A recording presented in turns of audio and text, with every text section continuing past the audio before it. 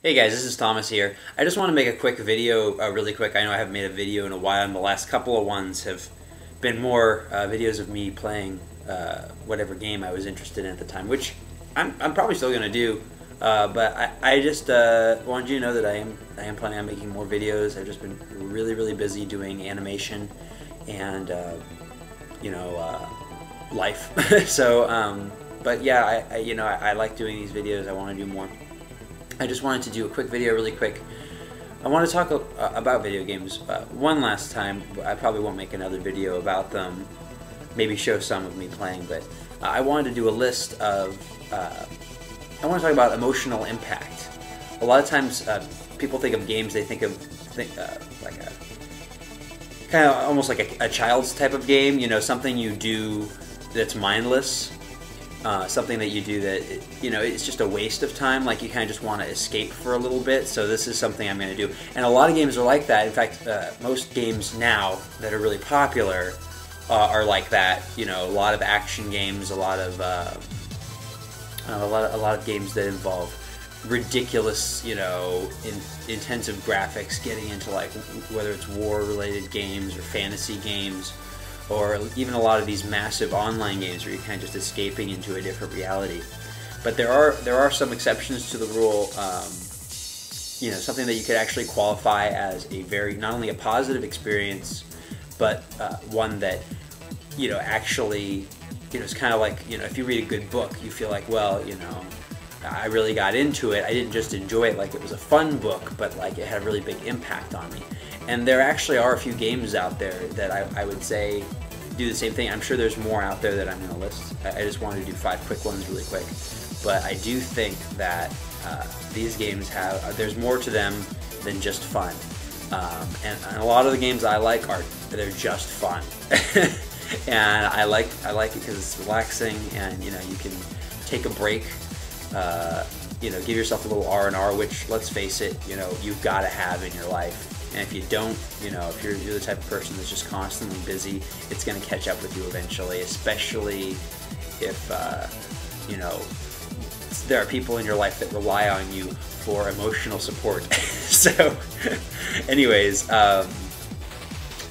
first one I want to list, and they're all for different reasons. First one I want to list is The Legend of Zelda Majora's Mask, which is not a very well-known game. It's probably one of the least known games in the Zelda series, but it is easily one of the best. It's basically a game where you play, it's very action-oriented. You have a sword and a shield, and you collect items, and you fight enemies. But the whole premise of the game is that you're in this kind of microcosm that is under threat of destruction. There is a moon that is crashing into the earth, and the game gives you a literal 3-day clock. I think it's 1 hour is maybe the equivalent of 12 hours in game time, but or maybe it's probably more than that. But there's ways you can speed and slow down time. Anyways, but it's a very dark game. But I mean, it's still very it's very fun and lighthearted. But then there's these dark elements in it. And the reason I think it's so great is because you actually develop a sense of urgency, because you are playing the character. You are the one that's kind of responsible. You almost feel a sense of responsibility to get to work at a certain pace for the sake of the game itself. And there's this sense of attachment and a sense of fear that occurs as you're playing this game. You'll be playing the game, and then this, every the midday will come, and you'll hear the bell from far away in the town at the center of the game. You hear the town, however far away you are, it's a different volume level, and you're like, oh my gosh, I only have this much time left before the world ends. I am so, you'll be totally in the middle of something, and just be like, ah. So really incredible idea, and you've never seen anything like it in a game, and it's available for the WiiWare service. You can download it for $10. It's one of the most the most enjoyable experiences you can have playing a game. If you have a Wii, check it out. It's fun, it's different, but it's a good different. Another one that a lot of people don't know about is a game called Ico. You've probably heard of Shadow of the Colossus. You might have seen you know, that game where it's very like artistic and dark. And this is kind of like that. It's a game where you play as it's a game that's completely silent. Like there's barely any dialogue, and you're this kid that's been exiled. It's almost like this, you know, labyrinth. You know, the Minotaur and the Labyrinth sort of story where you're exiled from your community because, you know, you're a boy that's born with horns for some reason. But you're locked in this castle, and you find this girl that's trapped in the castle, and you spend the whole game trying to solve these puzzles and get out of the castle, all the while, you know, holding on to the hand of this girl. And there'll be times where you have to solve a puzzle and let go of her hand and expose her to danger, because if you leave her alone for too long, you know, these like shadow things will like come out of the walls and the floors and like try and drag her down into them. It's incredibly emotional. It's, you know, you really will actually care about, you know, the this imaginary character, because, you know, you'll feel responsible for her. And it's another one of those situations where you're just like, oh my gosh, you know, oh no, I have to get back to her, otherwise she's doomed. You know, it's like, you know, and you'll feel like this sense of, oh, I have to leave her in order to accomplish this. It's like, I'll be right back. You know, don't go anywhere. Please don't do anything stupid. I have to do this. And then you and then all the while you're dragging her around, and she's got this, you know, they gave her this animation where she, like, you know, she stumbles and she seems so helpless and you know, innocent. Really cool game. That's for the PlayStation 2. They have not released it for any other console. I think that there is one coming, though. There's a new game being made by Team Ico, is what they call themselves, and or Eco, I think. And they are going to release that for the PS3, Shadow of the Colossus and Eco, in a Blu-ray. So look for that if you're interested in that. World of Goo is another WiiWare game. Well, it's a WiiWare game. It's developed exclusively for the Wii, and you can also buy it for the PC for about $10. It is really cool. It was developed by 2 people, but it has such a great sense of, you know, the music and the style. It just all melts together. It's kind of hard to explain. It's just it's a puzzle game. It's fun in that respect. It's challenging, but the atmosphere is very, very engrossing, and I couldn't stop playing it. You know, it's not as, like, you know, I guess complex emotionally as some of the other games I've mentioned, but that one's worth checking out. Mother 3 is a game that was not released in the United States, and you can only play it through emulation, as far as I can tell. I mean, maybe there's a way you can purchase the import copy and then alter the ROM data and, you know, make it the English version that is completely 100% fan translated. The Mother fan base is one of the most crazy, insane, devout groups of people I've ever seen on the internet. Like, they love Earthbound, which was a game released for the Super Nintendo here in the United States, which also is very good, like extremely good, released in the United States. And then this game was never released. It was for the Game Boy Advance, but you can get it on your computer. I have it on my computer. You know, I'm not afraid to say it. I downloaded the ROM and I translated it because I knew I was never going to play the game otherwise.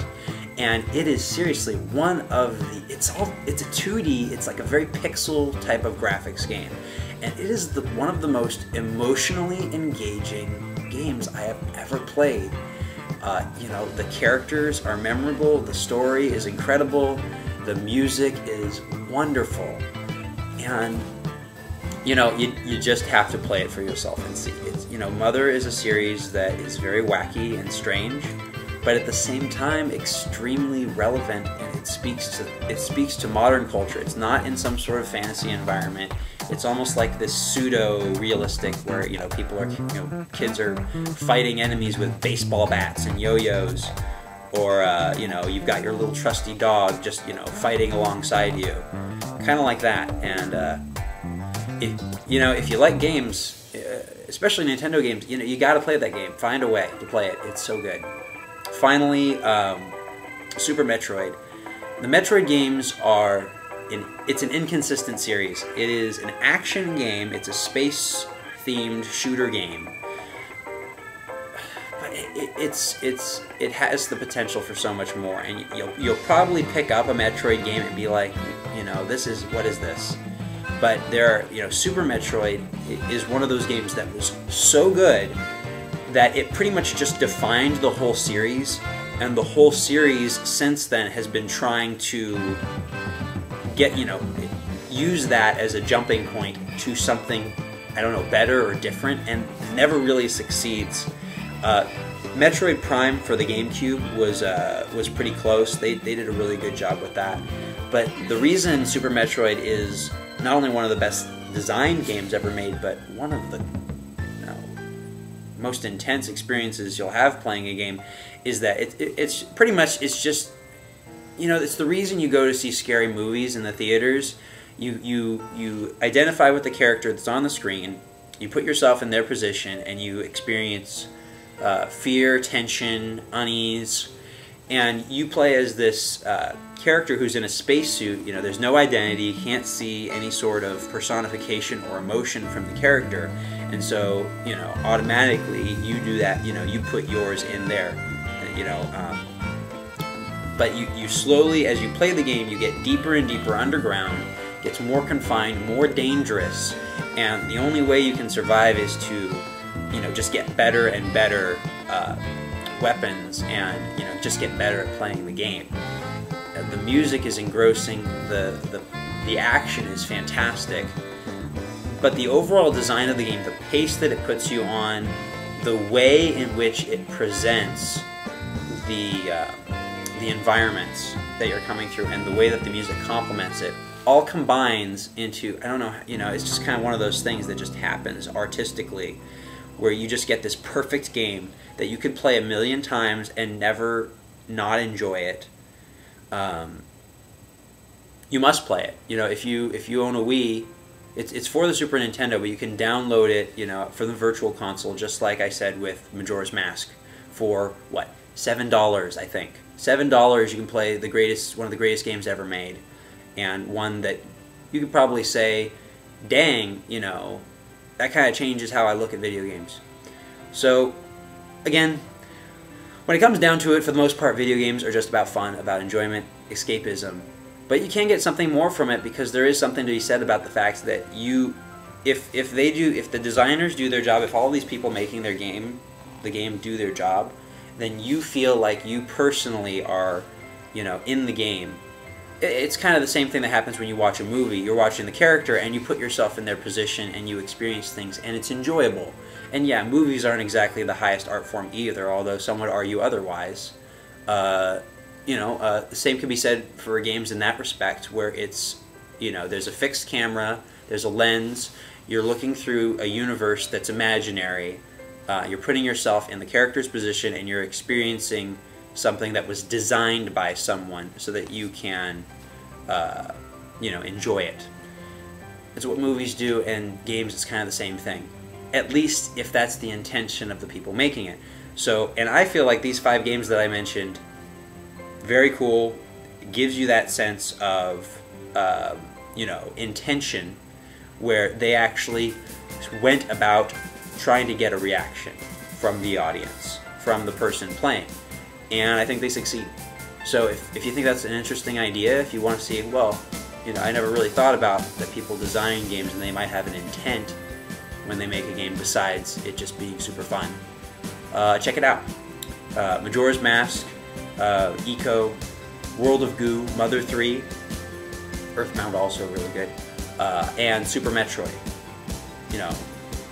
If you ever see them, if you ever see the opportunity that you could actually play it, keep those in mind. I mean, you won't regret it. I mean, most of these games are not very long either.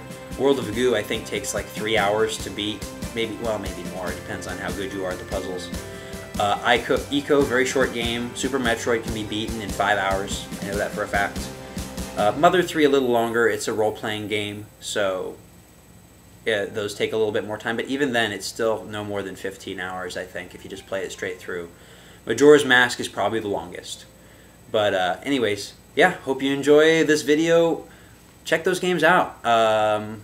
Yeah, so we'll see you next time. I'll hope to make more videos soon.